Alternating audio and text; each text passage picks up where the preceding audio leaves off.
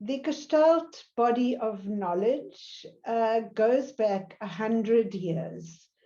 And it's my pleasure and honor to talk to you now about Gestalt psychology, which was the first piece, the body of research into perception of how human beings, how we all take in information from our environment and make meaning out of it and use that to navigate our way in the world. So Gestalt psychology, and then Gestalt therapy, which is about using that Gestalt psychology research to help people live more fulfilled and happier lives. And then the movement of Gestalt into organization and systems development, and to help to make our workplaces more productive, fulfilling, and even these days, happier for the people living and working in them. So to go back 100 years, I am taking you to the University of Berlin, where three researchers, Köhler, Kafka, and Wertheimer, and these three austere-looking gentlemen on the screen are they, where they started to get curious about how do human beings make sense of what's going on around them in the world. And they started to do this in the time period just after the First World War. And that period had been preceded by an ugly few decades of rapid polluting and dehumanizing industrialization, of very egotistical and patriarchal nation building, which culminated in the slaughter of the First World War as these nations, these competing nationalisms and industrial powers clashed with each other on the battlefields, mainly of France. So those countries in Europe, Russia was involved, Germany was involved, Austria, the Austro-Hungarian Empire. It was almost like the rapid industrial competition brought them into a place of inevitable clash and destruction. And the result of this was many people in the world were starting to think about, what about the individuals? What about the people who were slaughtered in those battlefields? What does it mean to be a feeling, living human being in this kind of dehumanized world? And it was in this context that these people started their research. So let's have a look at something of what they were exploring. If you look at these little drawings or figures on the screen in front of us at the moment, and we look at the figure in the middle of the lower row, as we look at it, what happens to us in our perceptive faculties is we immediately see the letter F. It's actually not the letter F, it's a partial letter F, but our experience of the world up until now gets us to look at it and immediately see an F, to recognize the letter F. If we look at the picture in the top left-hand corner, most people asked to look at it would say it's a circle or it's an oval. It's not actually, it's a 9 or so little disembodied lines or disconnected lines. And some people would look at it and say it's an egg. When I showed this picture to a group of people in South Africa in 2010, as South Africa was about to host the first game of the Soccer World Cup, somebody looked at that and said, it's a soccer stadium. So to the point about context, all of South Africans were thinking about soccer, looking at pictures in the newspaper of soccer stadiums being built, which caused that person to look at this and say, it's a soccer stadium. So we see the world, we perceive, if you like, according to our experience. Many people looking at the dark shape in the top right-hand corner would look at it and say, that's Mickey Mouse's eye. If you've never been to Disneyland, you've never watched a Disney cartoon, you've never looked at a Disney cartoon comic, you wouldn't see that as Mickey Mouse's eye. So this was one of the major findings of the Gestalt psychologists doing this research in Berlin and some at the University of Frankfurt immediately after the First World War was that human beings take in from the world around us, we see according to our experience, and we make sense of things according to what we know. So this has another small element to it. If you look on the screen at the moment, this very dinky little word that says Gestalt, we immediately see it as Gestalt, even if the word is a little bit foreign to us. We can complete the letters as we did the letter F on the previous screen. We do that immediately and we see it as whole. So this was the next thing that this group of researchers discovered, is that even when things are incomplete, we complete the incomplete. We make things whole. We see actually something that we're not seeing. We see it according to what we know. And this has become known in Gestalt as the law of closure. So if you look at this picture on the screen in front of us now, it's made up of partial circles and partial triangles, but all we see immediately are circles and triangles.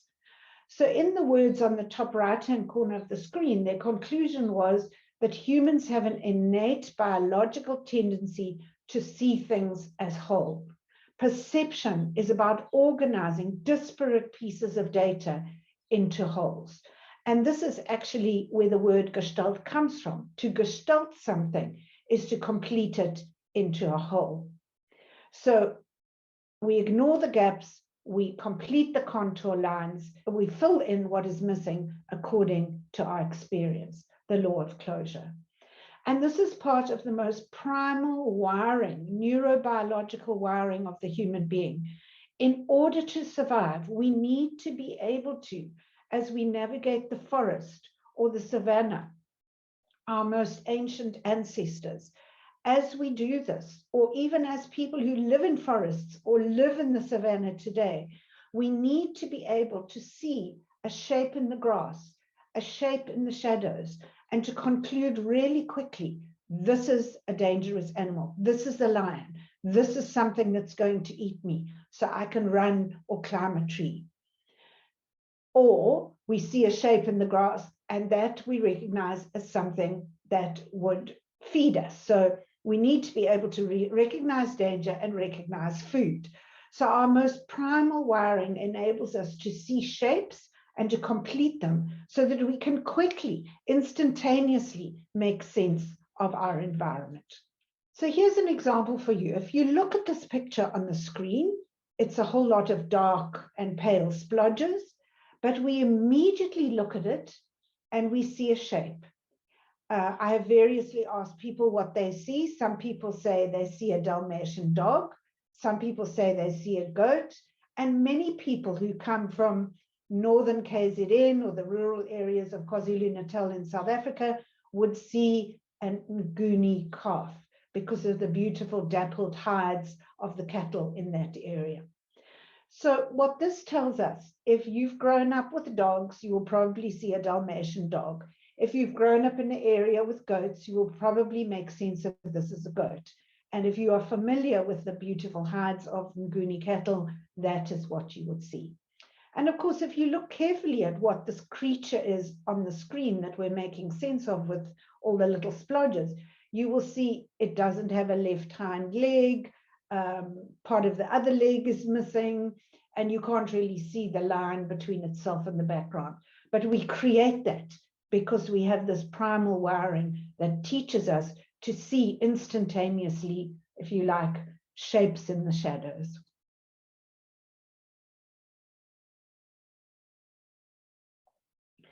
So this law of closure fascinated a young woman psychologist, actually a psychiatrist also, who worked with the researchers in the Berlin school. Her name is Bluma Zygarnik, and she was Russian. And she got interested in how quickly human beings like to complete the incomplete, make a conclusion, and move on. And she did this by observing waiters in a restaurant. And she realized that waiters who had completed delivering an order to a table quickly forgot the details of the order. But if there was something outstanding from the order, like the cream on the cheesecake, they would circle back constantly until they had delivered it, whereafter they would forget about the details. So she did some experiments in a laboratory where she gave one group of people some puzzles to solve, and the puzzles were unsolvable. And she gave another group of puzzles to solve where the puzzles were more or less easily solvable. And then she went back to the two groups of people a week after, 2 months after, 3 months after, and asked them details about the puzzle. And the people who had completed the puzzle had forgotten about the details of it very quickly afterwards. The people who had been unable to complete the puzzle remembered the details and were irritated and frustrated for months afterwards. So she developed what has become known in psychology as the Zeigarnik effect. She published on it, which states as follows, that people remember uncompleted or interrupted tasks better than completed tasks, just because of this mechanism that we have to quickly complete something and make sense of it and conclusions for what that means for our survival. So I like to mention Bloom's Zeigarnik because this is a very important, the law of closure, and why we need good closure so we can let go and move on is such an important core tenet of Gestalt work and Gestalt principles. But I also like to highlight her as a woman in the early, very male-dominated world of psychology. The next piece I would like to talk about is the notion of figure and ground. This famous drawing, famous amongst Gestalt people, is known as Rubens' vase. And when we look at it, we may see one of two things. We might see the profile of two people almost touching noses in the dark area, or we may see in the lighter area a vase, which could hold flowers or fruit, etc. What's interesting as we look at this is we cannot see both shapes at the same time. We can switch really quickly from the one to the other. We need to let go one of the figures and to be able to allow the next figure to emerge. So this is the notion of figure and ground in Gestalt. We have an innate ability to make something figural out of the ground or the background. Background is a word we know in colloquial English. From the background, something becomes figural or a figure emerges. We attach to it. We can then say, this is a picture of a vase, or this is a picture of two people about to kiss each other, if you like. And we can stand on our ground around that. This is what it is. But there's always the possibility in Gestalt to let go of that figure, that fast figure, let it go and allow something else to emerge. So there are the words for you, an innate tendency to perceive one aspect of a picture, an event, or a situation as figural or in the foreground, and another has the ground or background. So as we navigate our work life, you, me, somebody else may go to the same meeting. And at the end of the meeting, someone will say to us, how was that meeting for you? And I might say, oh, it was such a relief. We got a decision on that matter. Someone else might say, did you see how so-and-so was behaving? I didn't like it at all. And someone else might say, gosh, weren't the sandwiches tasty? We all went to the same meeting, but what was figural or outstanding for us was completely different. So our experience of life, whether we are more outcomes oriented or we're more relationally oriented, will determine how we experience that meeting or what was figural for us. The person who likes the sandwiches might simply have been hungry.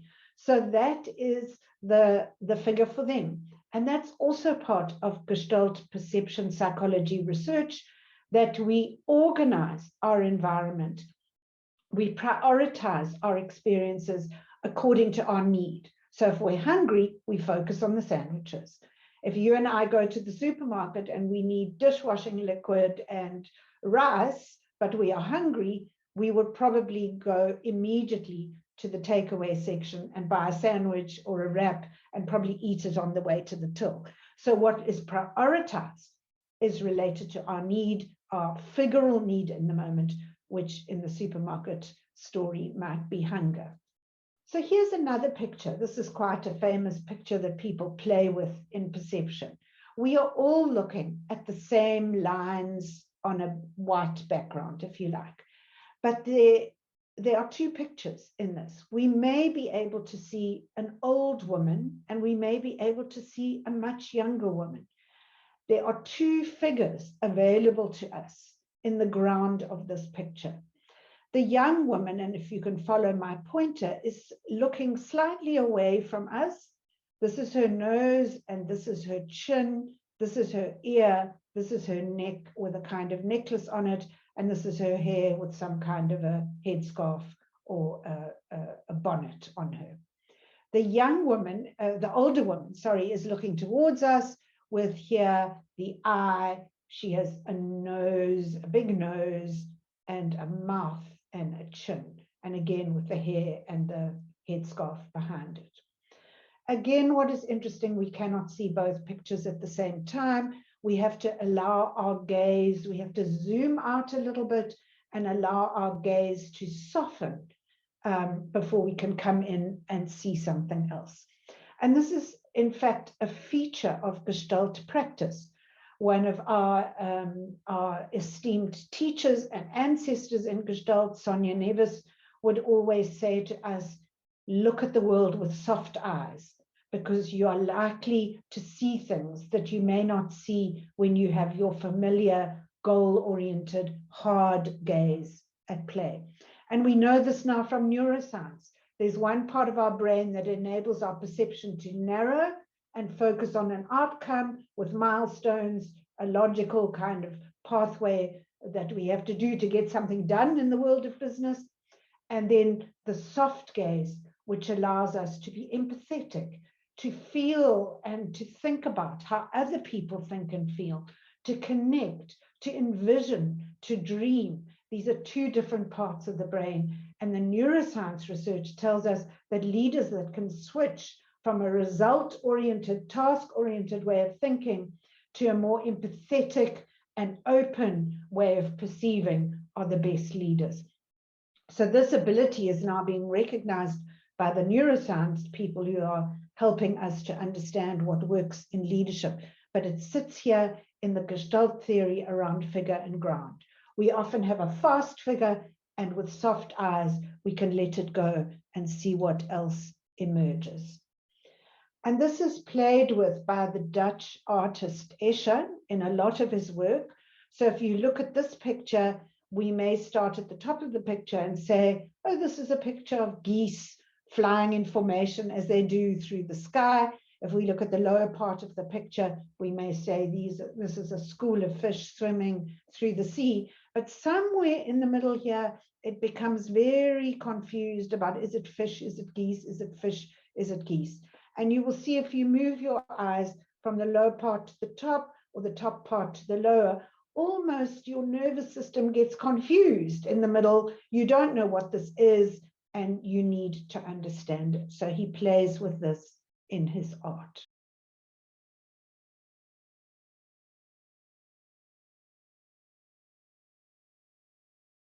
So the Gestalt research into perception has resulted in certain what are known as the Gestalt laws. You saw the law of closure in a moment ago, and here is the law of Pragnanz.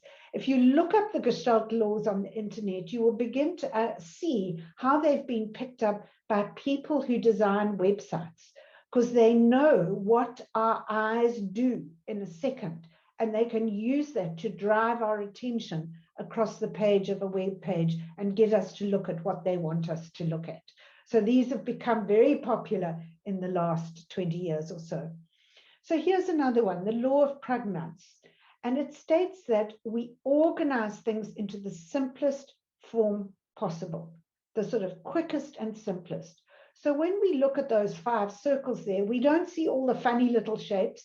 We see the gestalt of the whole thing, which we would interpret immediately as the Olympic symbol, the rings of the Olympic symbol. We don't see all the little bits.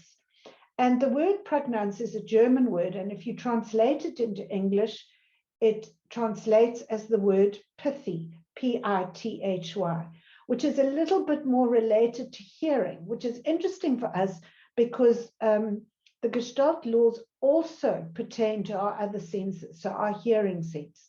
Often if we hear a fragment of a word, we will understand the whole word.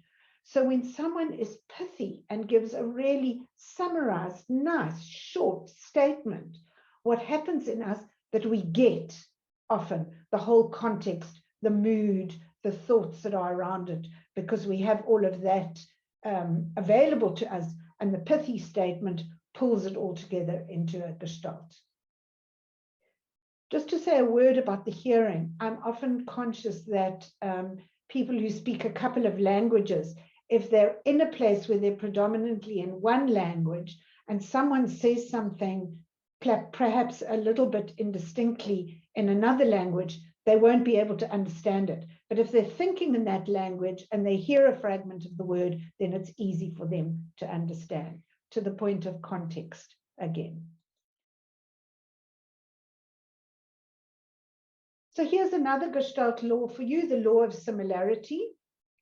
We group similar looking things and sounding things together and make sense of them.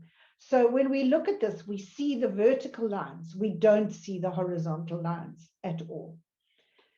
And here's another one, the law of proximity. So things that are grouped together, we see as a group.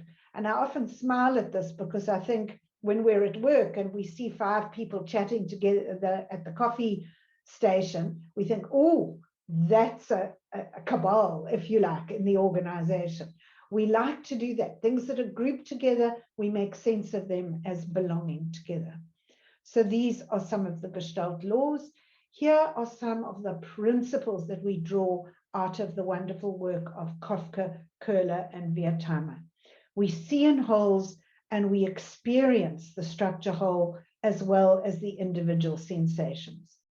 And this wonderful statement of Kafka, the whole is different or other than the sum of the parts. We are innately driven to experience things in as good a gestalt as possible. So it's good enough, the law of Pragnanz, it's good enough to make sense. It's good enough for us to move on. And the gestalt effect is the form generating capability of our senses, particularly with respect to the visual recognition of figures and whole forms.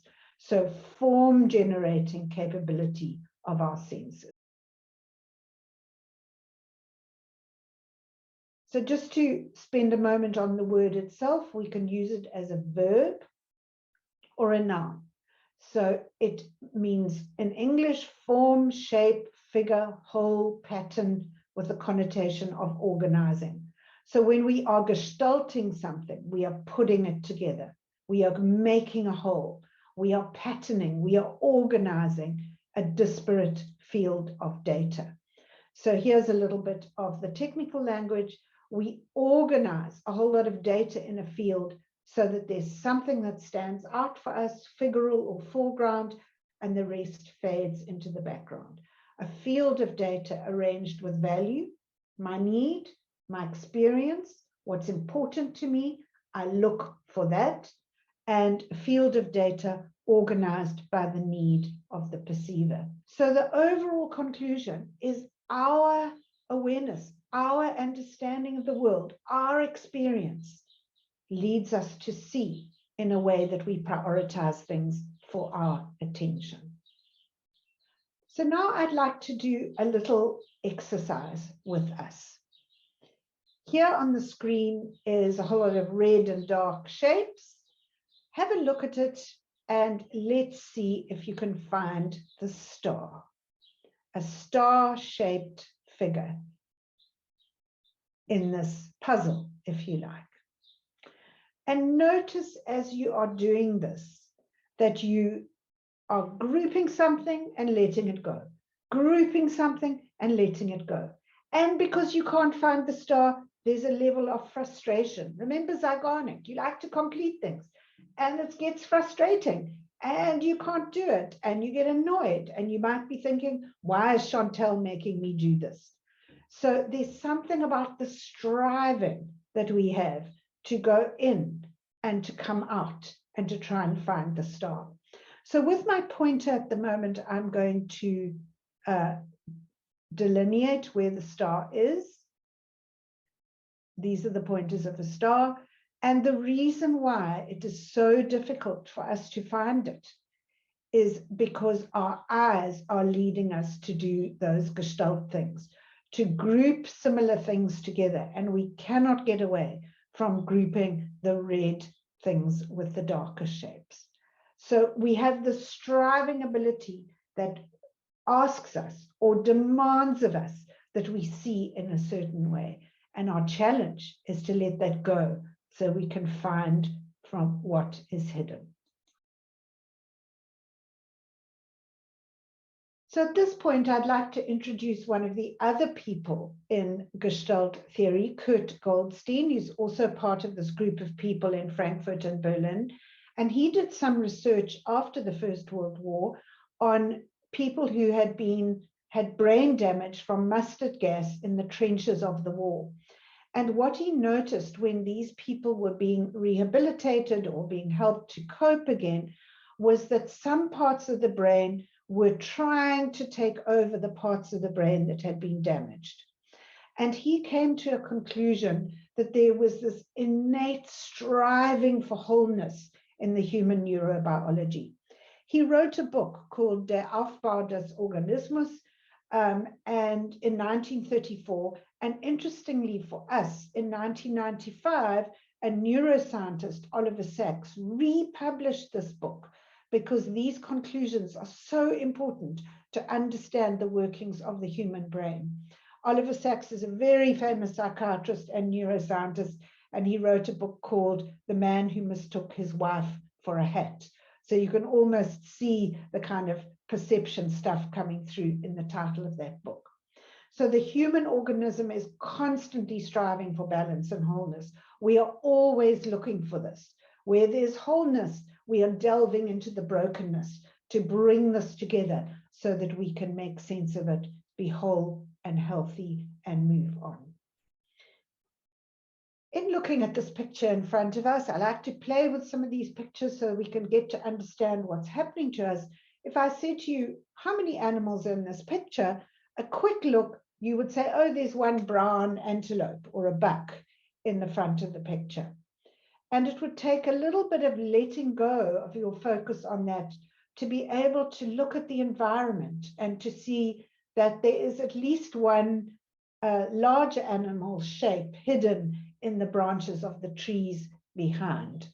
So again, the soft eyes moving away from what's familiar and easy, and to be able to see what is available to us when we do this. I'm bringing this more into the modern age now with a very powerful cartoon that was published in 2008 by Zapira, a South African cartoonist, and commenting on the wave of xenophobic violence that broke out in South Africa in 2008, where people attacked Somalian people that were running spaza shops in the townships, or people from the DRC, from Congo, who were running small businesses in the townships. And the stereotyping and the xenophobic emotions and projections onto other South Africans by South Africans are the subject of this commentary in this cartoon. So what Zapira was pointing out is that South Africans were proudly xenophobic and very clear on all people from DRC are car guards, or excuse me, people from West Africa, South African, all these little countries in West Africa, don't even know the names of them. All we know is that they're better at soccer than Bafana Bafana. So this kind of stereotyping and generalization that fueled this othering or xenophobic violence is exactly what we point to in Gestalt, is when we make fast figures or quick generalizations, and we never stop and have a conversation with the man who is the car guard and find out, as I did once in Cape Town, that this person has a master's degree in mathematics and had taught high school maths back home, but the only way that he could survive in South Africa was to be a car guard. So what Gestalt encourages us to do is to move away from the stereotypes and have an engaging conversation so that we can find out the richness and the uniqueness of other human beings. So how was this research used? So I'm moving from the Gestalt psychology research now into the world of Gestalt therapy. And on the screen at the moment, I have Fritz Perls and Laura Posner, who married him and became Laura Perls.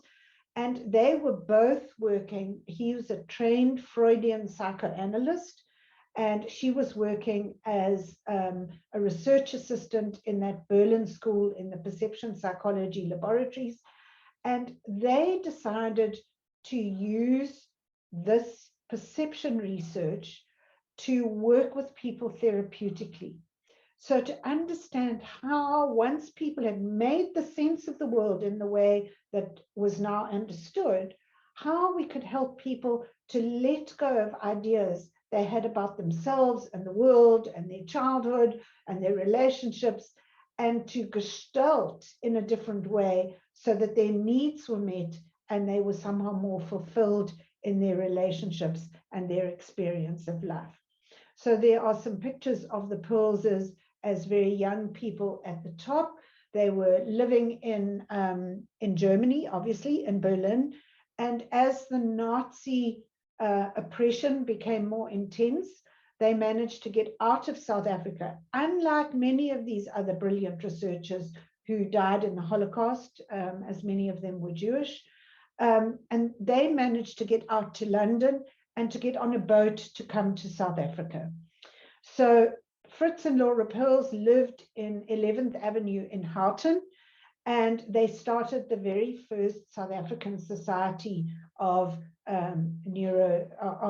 psychoanalysis, and they started to work with patients and make observations and develop Gestalt therapy in South Africa. And in the lower left-hand corner, you see Fritz Perls in the uniform of the South African Defense Force. He signed up to fight against fellow Germans in the fight against Nazism. They left South Africa in the early 1940s, halfway through the war, and went to the US, where they lived for the rest of their lives. And you can see them as older people in the lower right-hand corner. Fritz looking like a bit of a hippie because we're into the 1960s and that whole era here. It's interesting for us in Africa to know that both of them did a lot of observation work of mothering of African children, and the difference between the mothering techniques of African children and the way in which bonding and this child psychology developed in African families compared to the European families, which they were familiar from coming from Germany. So just to say a sentence about Gestalt therapy, which was developed further, much further in the 40s and 50s with some of these other people whose names are on the screen as well, which was an absolute deviation from the very dislocated kind of analytical work of the Freudians, the first developers of psychology, where in Freudian psychoanalysis, the patient would go to therapy, lie on a couch, not even look at the therapist. Sometimes the therapist came in from a door and sat behind. They never saw the person.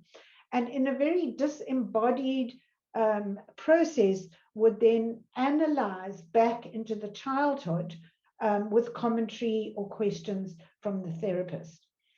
Fritz and Laura Perls and their colleagues disputed that this was constructive and brought in a much more relational, engaging, how do you feel in the moment? what's happening with you. And as I listen to you, this is what's happening to me. So the famous phrase of Fritz Perls is lose your mind and come to your senses, encourages us in the therapy format to be able to be fully and sensorially available to the client or the patient, and to share and engage in an absolutely relational way. So on the screen at the moment is a nice little cartoon which shows Fritz Perls saying, nobody teaches a plant to grow. If I water and care, if I attend and encourage, the person, the patient will grow on their own. So what's important here is that there is a depth of empowerment of the patient in Gestalt therapy, which is very different from Freudian work, where the psychoanalyst is seen as being expert. Here, the therapist is more sitting in relationship, and the person who has the power is the patient or the client in the therapy to develop and understand and grow their own awareness with the support and encouragement and input of the therapist. So I'm moving now in the last couple of slides to talk about how Gestalt is used in organizations. And I need to talk about yet another person that came from the Berlin School, Kurt Lewin. The Americans call Kurt Lewin, is the German pronunciation. And he worked in the Berlin School and then went to the US. And he got interested in how what he understood from the perception psychology research, how this was playing out in groups with a hierarchy, so a leader and a team, and in organizations. And he became the grandfather or the founder of modern organization development. Lots of OD people do not know that Kurt Lewin was originally a Gestaltist, and he became he was an experimental, theoretical, and social psychologist. So social psychology was the new expansion rather than just in therapy that he brought. The founder of group dynamics, understanding the, if you like, psychodynamics of what happens in a group. He invented T groups, which is a particular kind of reflection group that came out of a training situation, where this reflective group reflected on the process of the training, not only the content of what was being conveyed.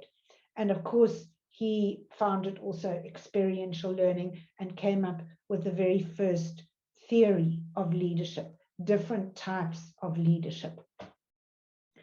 He's famous for articulating field theory, a field of data, a field of emotion, a field of relationships, a field of interactions, and how in certain fields there are attractors that help things to happen, and there are so helping forces that help coalesce and help the group or the field to progress constructively, and hindering forces that hold things back.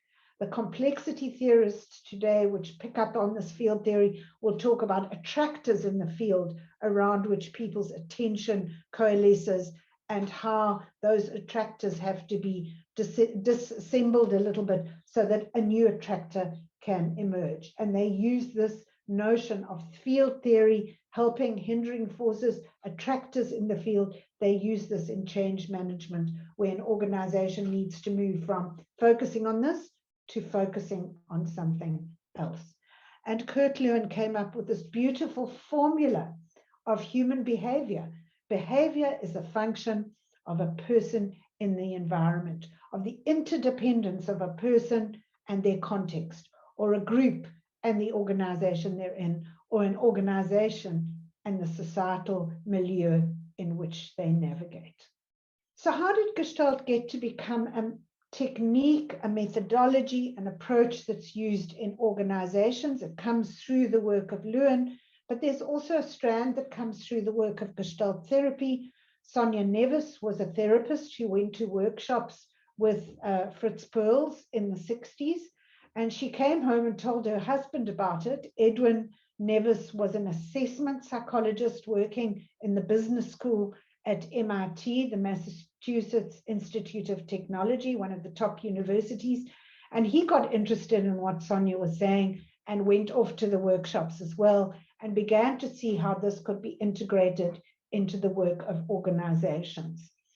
Edwin and Sonia then were part of the founders of an institute that enabled Gestalt training for couples and therapies, or what Sonia called intimate systems, and enabled training of Gestalt for people in organizations who were interested not so much in what was going on in an organization, but how, what were the dynamics around the relationships, the power, the leadership, the followership, what were the themes or the attractors that were engaging people's attention and energy in organizations.